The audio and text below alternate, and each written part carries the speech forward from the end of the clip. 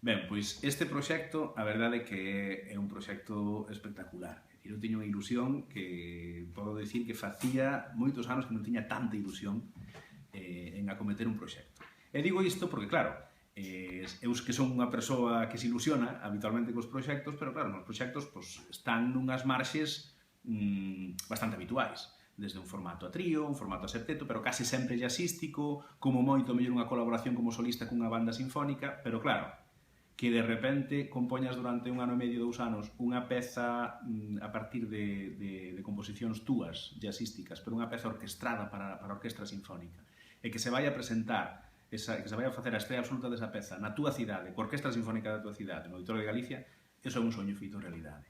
E por outro lado, a nivel conceptual, a min parece, independentemente de que eu sexa o protagonista deste proxecto, o compositor desta obra e tamén intérprete, pareceme que denota unha apertura de mente alucinante por parte da orquestra, que irán facer este tipo de repertorio. Que, como ben di o seu director titular Paul Daniel, a orquestra sabe que para evoluir é moi necesario que deixe sempre unha xanela aberta a este tipo de outras estéticas, que a orquestra se incorpore, e iso é o que mantén unha orquestra viva. Pareceme unha filosofía das máis axeitadas para o ano 2015. Iso nunha orquestra europea é verdadeiramente extraordinario. Fálanos da estrea da obra Tránsitos en 4 movementos.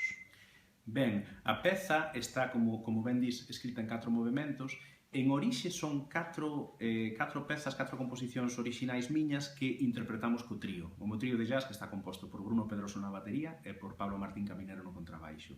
Entón, a novidade está en que, mentras mantemos un 50% da interpretación da obra neses parámetros, nos parámetros jazzísticos, onde hai improvisación e onde hai solos, hai outro 50% da obra que está reinventada, recreada, orquestrada para a sinfónica a maneira clásica. Ou digamos que nunha tentativa maneira clásica ou nunha tentativa simbiótica de material clásico, pero codificado naquele linguaxe que a orquestra está habituada a interpretar. Son 4 movementos contrastantes entre eles. O máis frenético o segundo é un tránsito, o tránsito número 2 chamase Deep Cycle, é un ciclo de 8 acordes endiañado que se sigue repetindo dunha maneira obsesiva, pero que é moi rápido, está escrito en 7x8, moita sincopación, e realmente eu creo que acaba mareando con tanta síncopa. E despois hai un tránsito moi lírico que é o 3, que é unha homenaxe especialmente á entrada da orquestra, está escrito para corda, solamente corda. É como casi unha elexía, eu diría, que é a introducción do tránsito 3. Despois está o máis contemplativo deles, que é o tránsito 4, que se chama Void, vacío. É unha homenaxe a aquelas sensacións que hai non necesariamente negativas, de cando un se sinte sin algo, de cando un sinte ou ben non a renuncia, cando un sinte a ausencia. É unha recreación da sensación de ausencia. Non necesariamente en termos negativos, dita a sensación de ausencia. E creo que ten un punto contemplativo, ten un punto medio zen, ese tránsito 4. E o primeiro deles é o máis vitalista, como boa opener, como boa obertura de unha peza. Ten que ter aquel punto vitalista de meter, de enganchar a xente pois con ritmo, pero sin pasalo, é como un certo carácter tamén lírico, pero tamén sin pasalo, porque iso debe vir máis adiante no desenvolvemento dunha obra.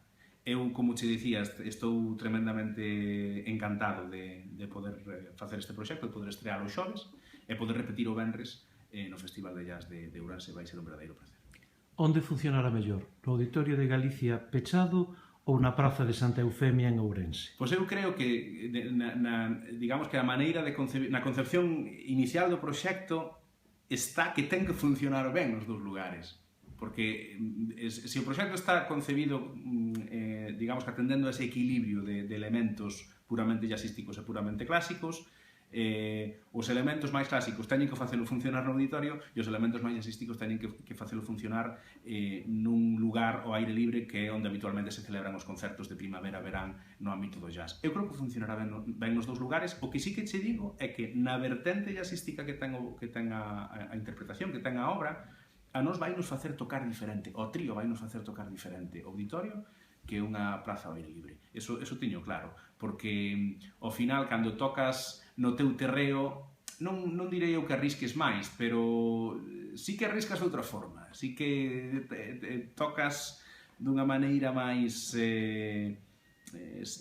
ao límite, porque te sintes que o podes facer, mentras que se estás presentando unha obra nun auditorio, non che pode tanto ese afán como che pode o afán de tocar con un certo grau máis de solemnidade. Pero eso, a propia atmósfera e a propia aura que teñen os espacios xa te leva por aí.